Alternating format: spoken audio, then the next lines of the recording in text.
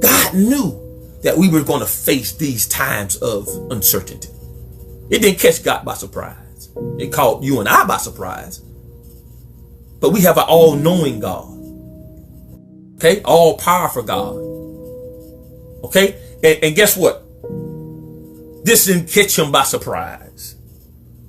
But also, he also knew what was best for us. And he also not only knew what was best for us, he knew that the best of us would rise to the challenge. See, the best of you has to rise now. You've testified about it. You've preached about it. You've witnessed and told people about faith. But watch this, y'all. The best of you has to rise to the occasion now. Look, it's not about a good testimony now. It's not about a good sermon. We have to live out these things. We have to live out these things now. The resiliency in us has to come to the forefront now. Look now, and instead of it aborting the journey, we have to become more sturdy, more firmly fixed on his plan. You can never be the type of follower that allows the atmosphere to affect your allegiance. Please get that. You can never be the type of follower that allows the atmosphere to affect your allegiance.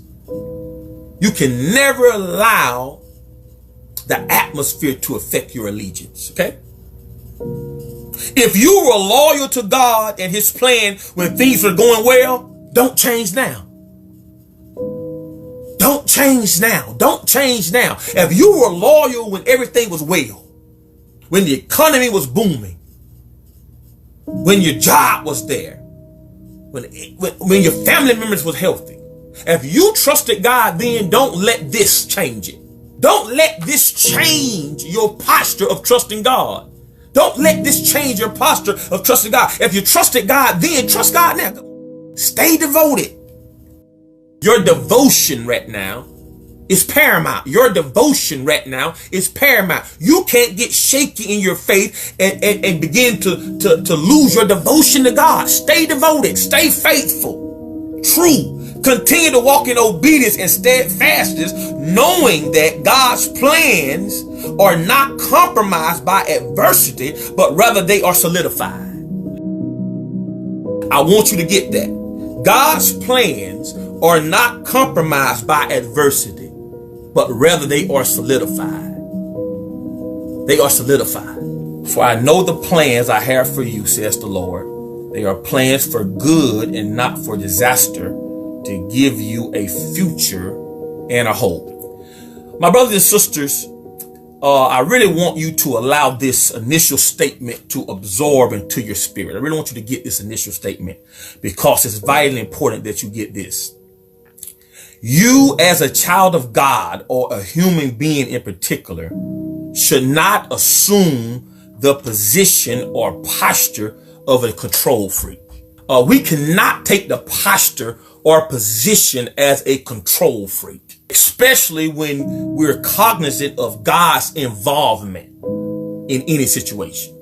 When God is involved in any situation, your position as a control freak cannot exist. You got to realize that your position as a control freak cannot exist. Okay. This means whenever you become knowledgeable that God is the driver of the vehicle that's taking you to your destiny, you must immediately become content with being a passenger. Whenever God is the driver, you and I must become content with being a passenger. I want you to get that.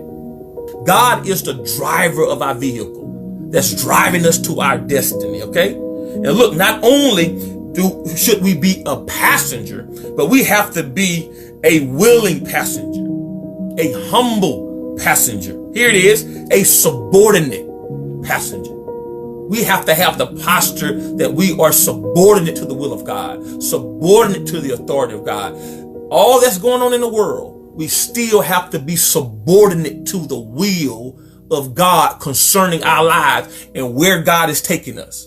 Because it may look shaky, but I promise you, the plan that God has for your life, like the text says, is God said, I'm giving you a hope in the future. I have it under control. It may look dim now. It may look like it's all chaotic now, but I have plans for you. Put that down. God has plans. God has plans for your life. God has plans for your life. Even when it looks like it's out of control, God says, I still have plans for your life.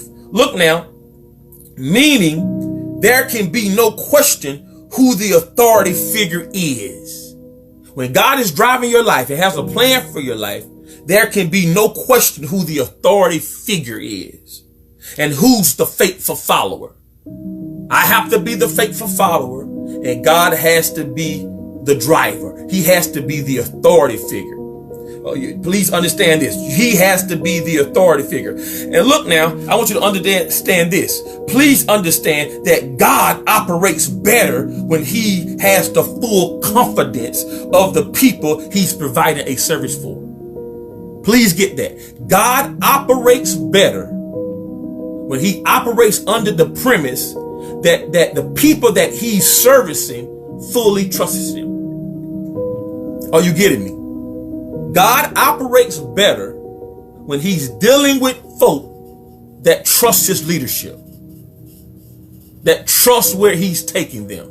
Are you following me? God says, I operate better when I'm servicing people that has full confidence in me. See, this is not the case for control freaks. People that want to control everything, control the narrative, control the news cycle, control their own lives. This is not the case for control freaks. But God says, I'm going to be God, and you're going to be a faithful follower. You have to learn how to allow me to be that person that you cast your cares on, because you know I care about you. That's right. Total control, total control, total control. Watch this. There's always a power struggle for control over our lives. There's always a power struggle for control over our lives. Watch this. Especially when adversity arrives. Whenever adversity arrives, we are tempted to try to take back control over our lives. When things are going well, we trust God wholeheartedly. But when things rise up that put us in an uncertain situation, when things arise that put us in an uncertain situation or an uncertain position, we are tempted to try to take the wheel from God. Because we are laden with fear, confusion. But I suggest to you that it's those times when we should put our full confidence in God. We should put our full confidence in God when those moments arise in our lives. We are tempted when adversity arrives to take control. Because whenever trouble, difficulty, or trauma becomes prevalent with us, we're tempted to challenge God's plan for our lives. Don't ever try to challenge God's plan for your life. Get that? Don't ever try to challenge that. Because no matter how it looks right now, you're going somewhere. You are going somewhere. It looks like your back is up against the wall, but you're going somewhere. It seems like there's no answers, there's no antidotes, but you're going somewhere. Please understand, people of God, God is not confused. God is not confused right now. The world is. And you have your trust in someone that's not confused, that has total control of the situation. And guess what? It's not swerving the vehicle that has you as a passenger. God is not swerving. He's not driving erratically. He's still coasting. He's still coasting you to your destiny. He's still coasting you. And every now and then he says, relax, relax. Relax. I have it under control. Relax. Put your faith in me. Relax. We are going to get there. We are going to get there. We're going to get there. Watch. This is no time to abort the mission. This is no time, people of God, to abort the mission. It's time right now to laugh in the face of adversity and said, for God I live and for God I die. I trust God even the more now. And I'm not going to let the changing times and times of uncertainty shake my faith in God. Because I know things are still going according to plan. That's what God is saying. Things are still going according to plan. You think that the train is going off the track. You think that life is over as you knew it. I beg to differ. God is saying to us that things are still going according to plan. God is saying things are still going according to plan. No matter what the news cycle is telling you, no matter what the enemy is trying to put in your dreams and in your mind, in your heart, and in your spirit, things are still going according to plan. This is no time to abort the mission. This is no time to separate from the love of God. If this season that we are subject to right now is in the will of God, and we believe that this season that we're in is in the will of God, and we also believe that our hope and future is in the plans of God as well. This speaks to the fact that God has to make all things work together for the good of them that love him and those who are called according to his purpose. What I'm here to tell you is get busy living. Get busy living. Get busy living. Keep trusting.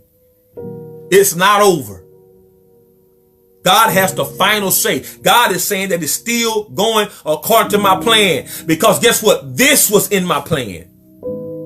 People of God, this was in my plan for your life. This was in my plan for your life. This was in my plan for your life.